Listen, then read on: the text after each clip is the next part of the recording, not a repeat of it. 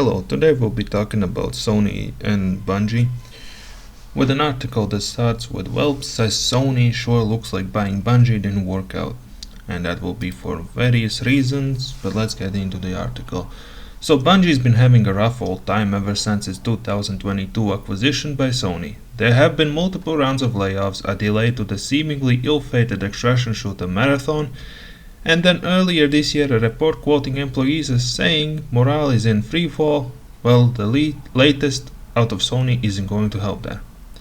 In its latest financial report, Sony says that Bungie has failed to meet targets and Destiny 2 is underperforming, thanks IGN.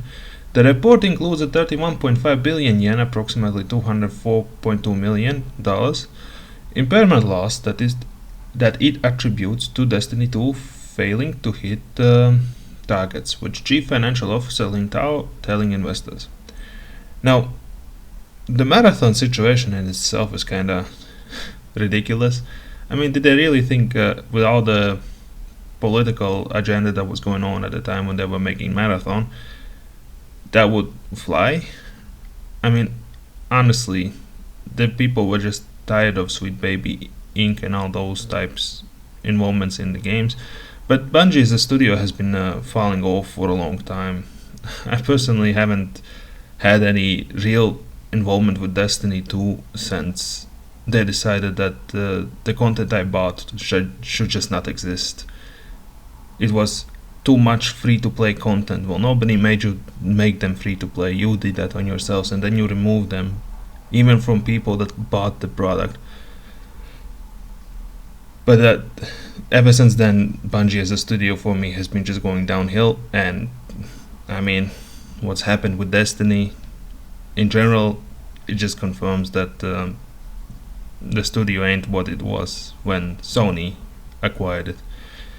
Well, let's continue. Regarding Destiny 2, partially due to the changes in the competitive environment, the level of sales and user engagement have not reached the expectations we had at the time of acquisition of Bungie. While we will continue to make improvements, we downwardly revived the business projected for the time being, and recorded an impairment loss against a portion of the assets at Bungie.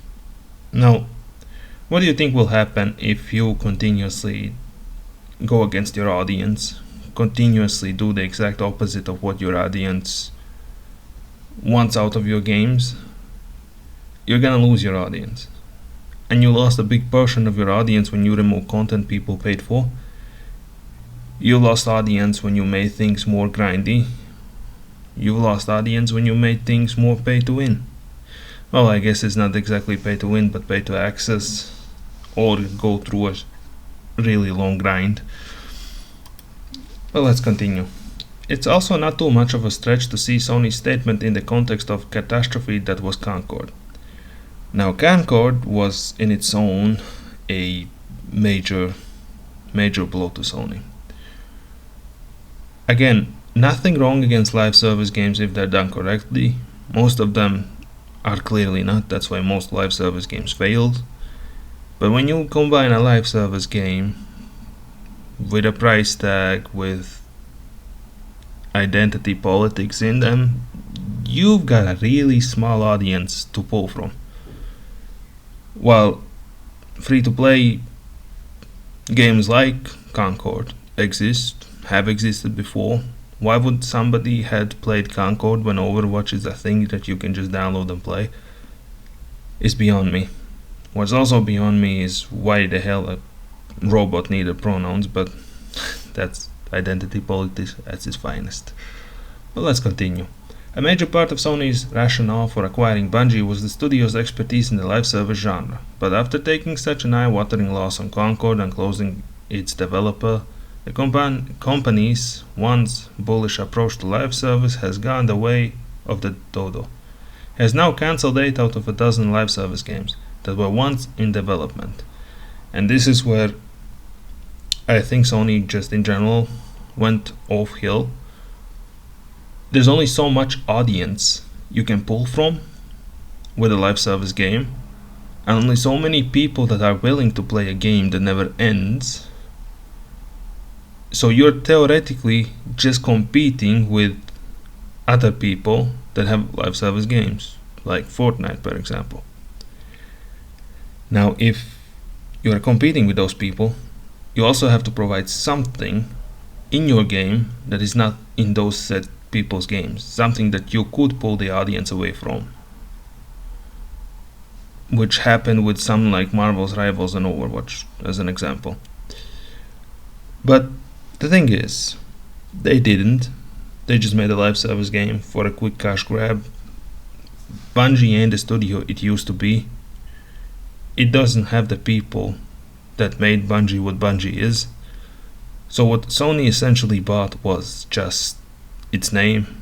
The people behind it were clearly in who they needed to be when they bought Bungie.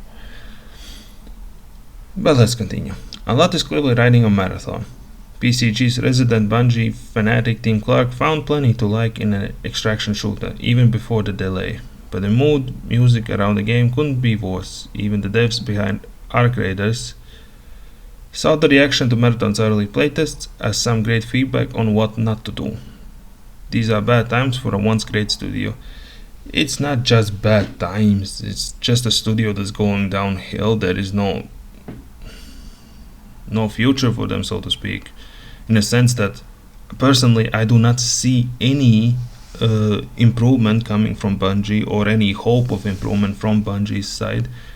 I genuinely think it's just a studio that has too many hires that do not know what the hell they're doing with their projects anymore, and since that's the case, I don't see any way Bungie might recover from this. Bungie will most likely be integrated into Sony, and then the people will be let go or reassigned to other projects. But Bungie as a studio, I don't think it has any future, a major future at the very least. I mean, if you look at Marathon, that's their greatest shot they have currently, and that ain't doing good either. People just do not like it.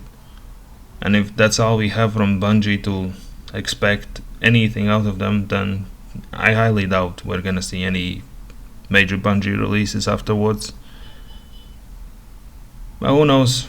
Maybe Marathon does a miracle and succeeds exceptionally well, and then Bungie continues to be Bungie.